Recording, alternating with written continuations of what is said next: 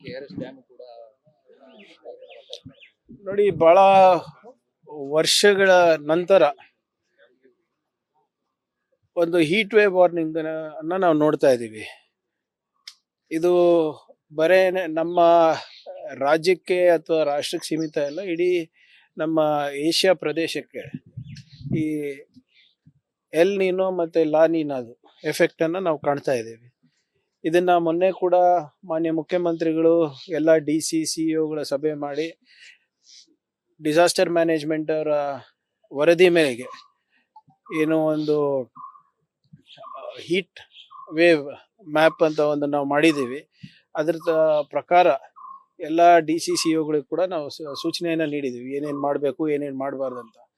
ಆರೋಗ್ಯ ಇಲಾಖೆಯಿಂದ ಕೂಡ ಈಗಾಗಲೇ ಒಂದು ಸಮರ್ಪಕವಾದಂಥ ಸ್ಟ್ಯಾಂಡರ್ಡ್ ಆಪರೇಟಿಂಗ್ ಪ್ರೊಸೀಜರ್ಸನ್ನು ರಿಲೀಸ್ ಮಾಡಿದ್ದಾರೆ. ನಾವು ಕೂಡ ಪಂಚಾಯತ್ ರಾಜಿಂದ ಈ ಬಿಸಿಲಿಗೆ ನಾವು ಒಂದು ಸ್ಟ್ಯಾಂಡರ್ಡ್ ಆಪರೇಟಿಂಗ್ ಪ್ರೊಸೀಜರ್ಸನ್ನು ನಾವು ರಿಲೀಸ್ ಮಾಡಿದ್ದೇವೆ, ಒಂದು ಸುತ್ತೋಲೆಯನ್ನು. ಅದನ್ನು ಹೊರತುಪಡಿಸಿ ನೀವು ಹೇಳ್ದಂಗೆ ಈ ಸರಿ ಬೋರ್ವೆಲ್ಗಳಾಗಲಿ ಅಥವಾ ಡ್ಯಾಮ್ನಲ್ಲಿರುವ ಸಂಗ್ರಹಿಸಿರುವಂಥ ನೀರಾಗಲಿ ಇವ್ಯಾಪರೇಷನ್ನು ಹೆಚ್ಚಾಗುತ್ತೆ because of the heat. So ಇದನ್ನು ಕೂಡ ಮುಂಜಾಗ್ರತವಾಗಿ ನಾವು ಕ್ರಮಗಳನ್ನು ಏನೇನು ತಗೋಬೇಕು ಅದನ್ನು ಕೂಡ ನಾವು ಮಾಡ್ತಾ ಇದ್ದೀವಿ. ಆದರೆ ಮುಂದಿನ 1-2 ತಿಂಗಳು ಕುಡಿಯೋ ನೀರಿಗೂ ಸಮಸ್ಯೆ ಆಗುತ್ತೆ, ಮತ್ತು ಹೀಟ್ ವೇವ್ ಕೂಡ ಜಾಸ್ತಿ ಇರುತ್ತೆ. ಇದನ್ನು ನಾವಾಗಲೇ ಒಂದು ಸಂಪೂರ್ಣವಾದಂಥ ನೀಲಿ ನಕ್ಷೆಯನ್ನು ನಮ್ಮ CEOಗಳಿಗೆ ನಾವು ನೀಡಿದ್ದೇವೆ, ಏನೇನು ಮಾಡಬೇಕು ಅಂದ್ಬಿಟ್ಟು. So the government is well prepared. ಪ್ರಯತ್ನವನ್ನು ನಾವು ಮಾಡ್ತಾ ಇದ್ದೀವಿ. ಮಳೆ ಕೂಡ ವಿಳಂಬ ಆಗುತ್ತೆ, ಕಡಿಮೆ ಇದೆ ಅನ್ನೋದು. ಅದೇ ನಾನು ಹೇಳ್ದಂಗೆ ಇದು ಹವಾಮಾನದ ಏರ್ಪೇರ್ದಿಂದ ಸ್ವಲ್ಪ ಅನಾನುಕೂಲ ಈ ನಮಗೆ ಜೂನ್ ತನಕ ಇರುತ್ತೆ. ದುಡ್ಡಿನ ಕೊರತೆ ಹಣದ ಕೊರತೆ ಇಲ್ಲ. ಈಗ ನೋಡಿ, ಪ್ರಕೃತಿ ನಿಯಮ ಮುಂದೆ ಯಾರು ಏನ್ ಮಾಡಕ್ಕಾಗುತ್ತೆ? ನೀವು ಹಣ ಕೊಟ್ಟರು ನೀರು ಸಿಗ್ಬೇಕಲ್ಲ, ಬೋರ್ವೆಲ್ ಕೊರೆದ್ರು ಕೂಡ ನೀರ್ ಇರ್ಬೇಕಲ್ಲ. ಈಗ ನೀರು ಈ ಭೂಮಿನಲ್ಲಿ ಬಹಳ ಇಂಗ್ತಾ ಇದೆ. ಏನ್ ವಾಟರ್ ಟೇಬಲ್ ಇತ್ತು ಅದನ್ನು ಕೂಡ ಬತ್ತೋಗ್ತಾ ಇದೆ ಈಗ.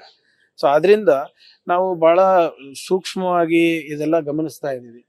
ಮತ್ತೆ ಎಲ್ಲೆಲ್ಲಿ ಸಾಧ್ಯ ಆಗ್ತಾರೆ ಸೋರ್ಸಸ್ ಅನ್ನ ಐಡೆಂಟಿಫೈ ಮಾಡ್ತಿದೀವಿ. ಖಾಸಗಿ ಸೋರ್ಸ್ ಇದ್ರೂ ಕೂಡ ಅದು ನಾವು ರೆಂಟ್ ಮೇಲೆ ತಗೊಳ್ಳಿಕ್ಕೆ ನಾವು ಪ್ರಯತ್ನವನ್ನ ನಾವು ಮಾಡ್ತಾ ಇದ್ದೀವಿ. ಸೊ ಇದು ಬರೇ ದುಡ್ಡು ಕೊಟ್ಟಿಲ್ಲ. ಆಮೇಲೆ ಈಗಾಗಲೇ ಸುಮಾರು 65 ಕೋಟಿ ರೂಪಾಯಿಯನ್ನ ನಾವು ಮೊನ್ನೆ ಬಿಡುಗಡೆ ಮಾಡಿದ್ದೇವೆ. ಈಗ ಎಲ್ಲ ಜಿಲ್ಲೆಗೂ ಟಾಸ್ಕ್ ಫೋರ್ಸ್ ಅನ್ನ ರಚನೆ ಮಾಡಿದ್ದೇವೆ. ಆ ಟಾಸ್ಕ್ ಫೋರ್ಸ್ ಸಮಿತಿಗೆ ಶಾಸಕರೇ ಅಧ್ಯಕ್ಷರಿದ್ದಾರೆ. ಸೊ ಅವರ ನಿರ್ದೇಶನದ ಮೇಲೆ ಸ್ಥಳೀಯ ಏನು ನಮ್ಮ ಇಂಜಿನಿಯರ್ಸ್ ಇರ್ತಾರೆ, ಅವರ ಒಂದು ವರದಿ ಪ್ರಕಾರ ಅವ್ರು ಏನ್ ಡಿಸಿಷನ್ ತಗೋತಾರೆ ಶಾಸಕರುಗಳೆಲ್ಲರೂ, ಅದಕ್ಕೆ ನಾವು ಆದ್ಯತೆಯನ್ನ ನೀಡ್ತಾ ಇದ್ದೀವಿ. ಸರ್, ಒಳ ಮೀಸಲಾತಿ ಗೊಂದಲ ಬಗೆಹರಿದಿದೆ. ಈಗ ಕೆಲವರು ನೇಮಕಾತಿ ಹೋರಾಟವನ್ನ ಇನ್ನೂ ಮಾಡ್ತೀವಿ ಅಂತಿರೋರಿಗೆ ಸರ್ಕಾರದ ಕರೆಗೆ ಬಹಳ ಸ್ಪಷ್ಟವಾಗಿ ನಿನ್ನೆ ಮಾನ್ಯ ಮುಖ್ಯಮಂತ್ರಿಗಳು ಪ್ರೆಸ್ ಕಾನ್ಫರೆನ್ಸ್ ನಲ್ಲಿ ಹೇಳಿದ್ದಾರೆ, ಇದನ್ನ ನಾವು ಸಾರ್ಟ್ ಔಟ್ ಮಾಡಿದೀವಿ. ನಮ್ಮ ಒಂದು ಪ್ರಾಮಾಣಿಕ ಪ್ರಯತ್ನ ಸಾಮಾಜಿಕ ನ್ಯಾಯದ ಪರವಾಗಿದೆ, ನಮ್ಮ ಯುವಕರ ಒಂದು ಭವಿಷ್ಯ ಕಟ್ಟುವ ನಿಟ್ಟಿನಲ್ಲಿ ನಾವು ಮಾಡಿದ್ದೇವೆ. ಇದನ್ನಲ್ಲಿ ಈಗ ನೋಟಿಫಿಕೇಶನ್ ಕೂಡ 1-2 ದಿನದಲ್ಲಿ ನಾವು ಹೊಡಿಸ್ತೀವಿ. ನಮ್ಮ ಮನವಿ ಏನು ತಮ್ಮ ಮುಖಾಂತರ ಅಂದ್ರೆ ನಮ್ಮ ಯುವಕರಿಗೆ ನೋಟಿಫಿಕೇಶನ್ ಹೊಡ್ಸೋದ್ರಲ್ಲಿ ದಯವಿಟ್ಟು ಎಲ್ಲರೂ ಓದಿದ ಮೇಲೆ ಗಮನ ಕೊಡಿ.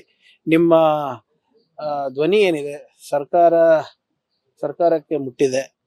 ನಿಮ್ಮ ಏನ್ ಸಮಸ್ಯೆಗಳಿಗೆ ಸ್ಪಂದಿಸಕ್ಕೆ ಸರ್ಕಾರ ಯಾವಾಗ್ಲೂ ಸಿದ್ಧರಾಗಿದ್ದಾರೆ.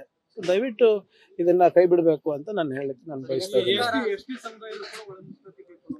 ನೋಡಿ, ಇದನ್ನು ಕೂಡ ನಿನ್ನೆ ಸರ್ಕಾರ ಬಹಳ ಸ್ಪಷ್ಟವಾಗಿ ಹೇಳಿದೆ, we are committed for 24% reservation. ಈಗ ಅದನ್ನ 6% ಬ್ಯಾಕ್ಲಾಗ್ ಅಂತೂ ಇಡ್ತಾ ಇದೀವಲ್ಲ. ಸೊ ಅದನ್ನು ಕೂಡ ಸ್ಪಷ್ಟವಾಗಿ ಹೇಳ್ತಾ ಇದೀವಲ್ಲ. ಇವಾಗ ಕೋರ್ಟ್ ನಿರ್ಧಾರ ತಗೊಂಡ ತಕ್ಷಣ ಅದನ್ನು ಕೂಡ ಅವರು ಕೋರ್ಟ್ ನಿರ್ದೇಶನ ಏನ್ ಕೊಡುತ್ತೆ ಅದ್ರ ಪ್ರಕಾರ ನಾವು ನಡ್ಕೋತೀವಿ. ಸರ್ಕಾರ ಬೀಸೋದೊಣ್ಣೆಯಿಂದ ಪಾರಾಗಿದೆ, ಜನರಿಗೆ ವಂಚನೆ ಮಾಡಿದೆ ಅಂತ ಚಲವಾದಿ ಅವರು ಆರೋಪ ಮಾಡಿದ್ದಾರೆ. ಆಯ್ತ್ರಿ, ಬಂದ್ ಪ್ರತಿಭಟನೆ ಮಾಡಕ್ ಕೇಳ್ರಿ ಚಲವಾದಿಗೆ.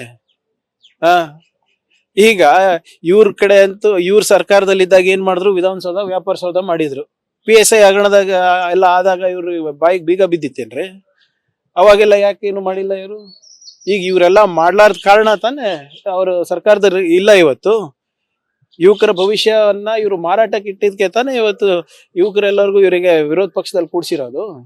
ಸುಮ್ನೆ ಏನೋ ಚಪ್ಪಳಿಗೆ ಮಾತಾಡಿದ್ರೆ ಏನ್ ಹೇಳಕ್ ಆಗಲ್ಲ. ನಾವು ಅದಕ್ಕೆಲ್ಲರಿಗೂ ಉತ್ತರ ಕೊಟ್ಕೊಂಡು ಹೋಗಕ್ಕಾಗಲ್ಲ. ಅದು ನ್ಯೂಸ್ ಫಸ್ಟ್ ನಿರ್ಭೀತಿಯಿಂದ ನಿಮ್ಮ ಪರವಾಗಿ.